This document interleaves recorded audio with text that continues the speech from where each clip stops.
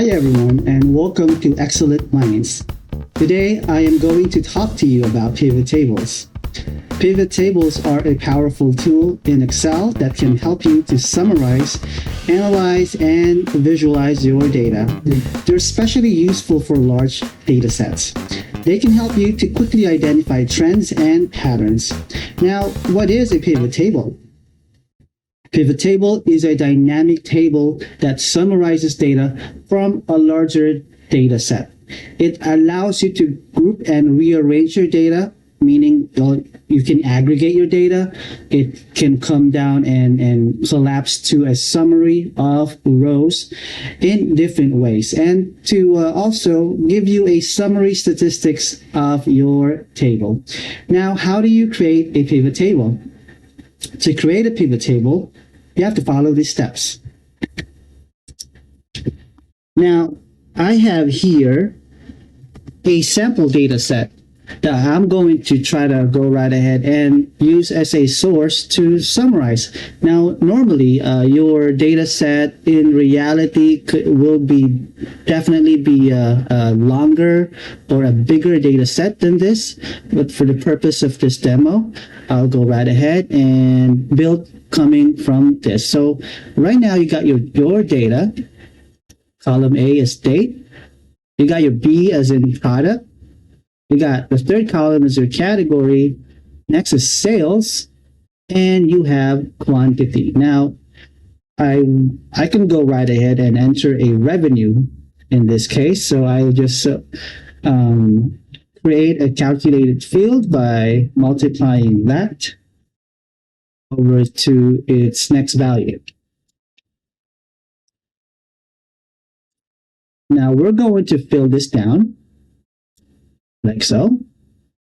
And from here, you already have your range.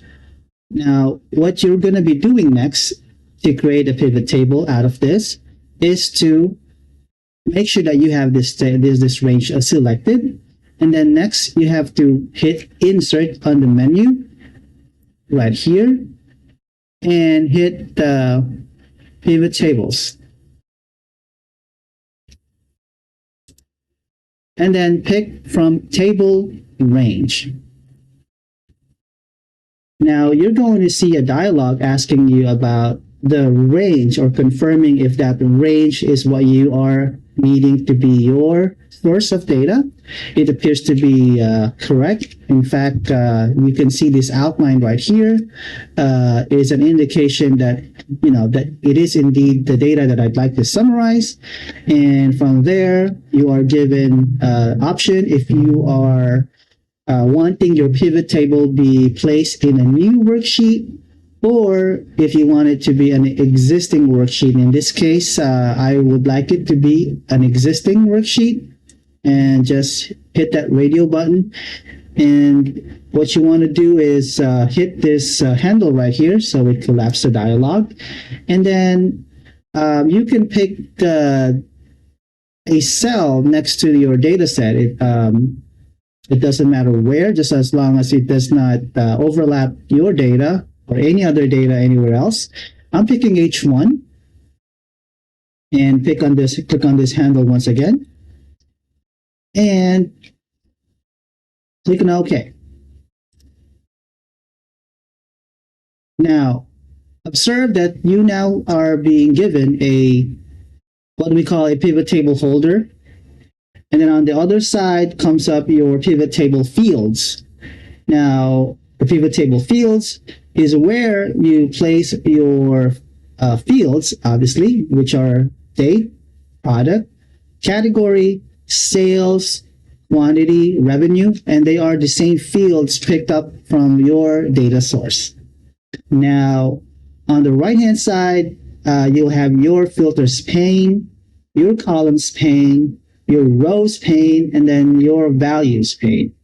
Now, let me explain to you what these fields are for in general.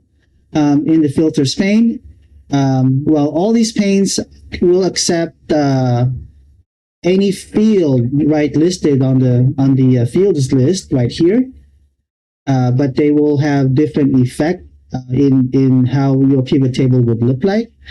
Let me show you the most common ways to summarize our pivot table coming from this typical data. So I'm interested in finding out numbers about my products, for example. So I'll go right ahead and let's try selecting product and putting a tick on this checkbox right here. Observe that the product has been suggested to be placed in product in under rows panel. So by default, your Excel will try to place it to the best panel by default. But let me show you another way to do it. Another way to do it is to go right ahead and drag that field, holding your left pointer down on your mouse, and then dragging it all into the rows panel, and then let go. That's another way. Or you can pick it up and put it under columns, for example, and you see them. You're actually looking at the pivot table now starting to get built. And because you only have the products field placed in columns, they will be placed as headers in columns from H, I, J, K in this demo. But notice if I go right ahead and drag this product field down to rows, then indeed they become fields listed under a row, like so. Now let's leave it in rows for now, but I am interested in in finding out the numbers that are aggregated in this categories A, B, and C. Now, in order to get their summary, by the way, among these four fields right here, right now, are in this pivot table fields interface, values are more of a panel for numbers. Okay. So if your field contains numbers or measures, they are best placed under values. But if your field, like for instance, you got your product field, are categories, they're best placed in rows or columns.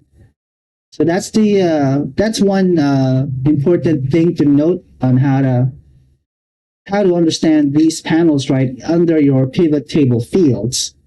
You want to make sure that under values, they will be numbers, and then in columns and products, they are best to be category fields like like category right here and product right here. So let's place your revenue. Revenue is a number field, so let's drag that down. In fact, I'm going to go right ahead and put a check on it. And I'm expecting Excel to place this in under the values panel.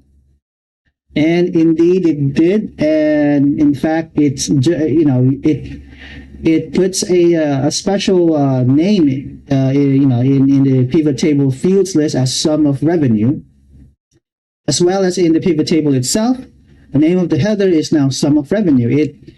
Excel will name it by default, implying the aggregation method, and by default with numbers it's a summation. So it is indeed a sum of your revenue. Now this is already a pivot table, and you can tell how useful it is because now you have a summary of your product A as this number, your product B, which is this number, and so on. And this is what we mean by, summarizing or aggregating your data. So pivot table is all about aggregating your data. Now, let's also try to make your pivot table be more useful by giving it more kind of a view or insight with another category. In this case, it just happens to be the name category, which is right here. Now, there are two ways to try to add another category with another category already existing inside your pivot table, right here, by either placing your category in under product or under column. So watch this. I'm going to place category under product. I'm sorry, under row. So what you actually see is that now this becomes kind of a hierarchy, kind of a grouping or a summary. So what you're looking at is, well, the first hierarchy, the parent category is products, and you're seeing category as a subcategory, which Excel tries to put them on indented, layout. And so this explains why you got these collapse handles right here. In fact, if I go ahead and hit one of them, it does collapse them. So this is one of the ways to make your pivot table become very dynamic, because any user can go right ahead and intuitively click on the plus sign, and then he can expect that it will be broken down further. And then the pivot table gives you the convenience of giving you this view, and knowing giving you some insights on what consists product A, product B, and product C, and the numbers. Now, alternatively, you could put the category under columns. So you can drag this category right here and place it inside the columns panel.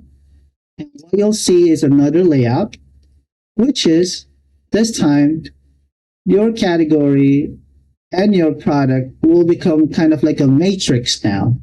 Now you're looking at product B, and product A, and product C, which appears to say that we don't have any value for clothing for product A, and no clothing value associated with product C.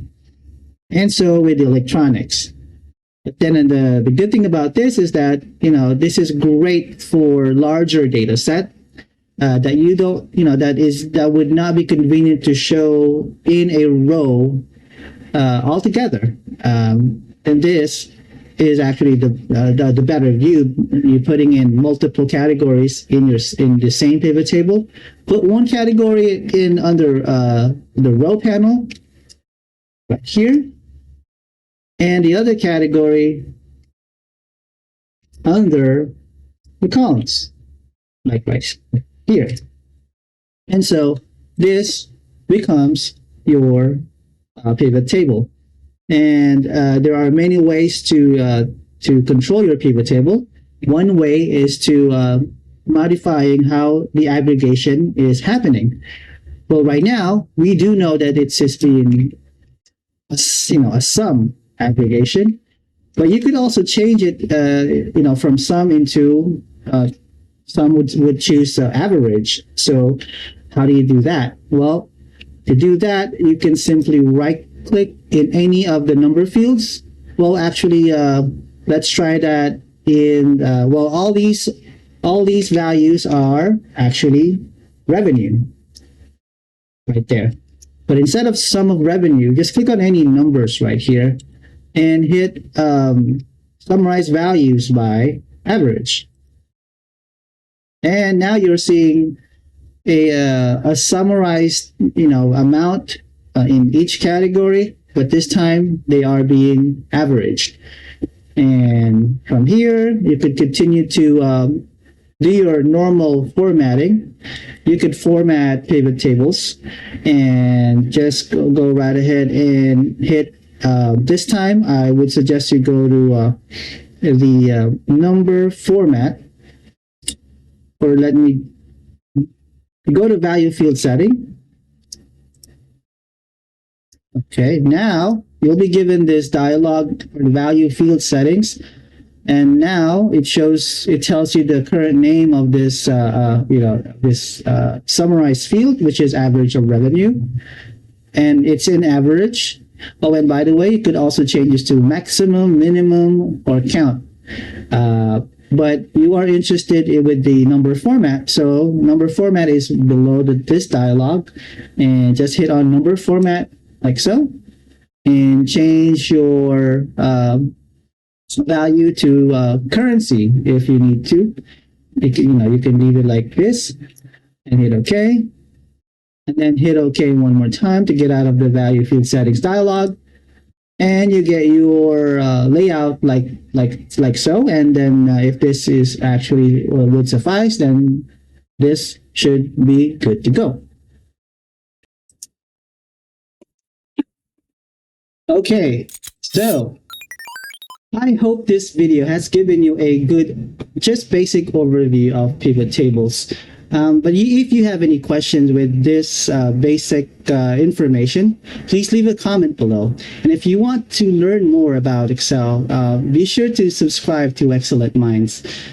By subscribing to Excellent Minds, you are not only helping yourself, but you are also helping persons with disabilities like myself.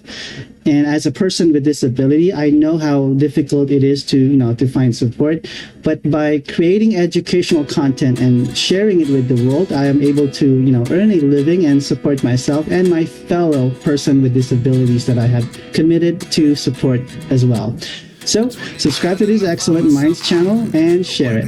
Now, thank you for watching, and remember, learning is the key to success.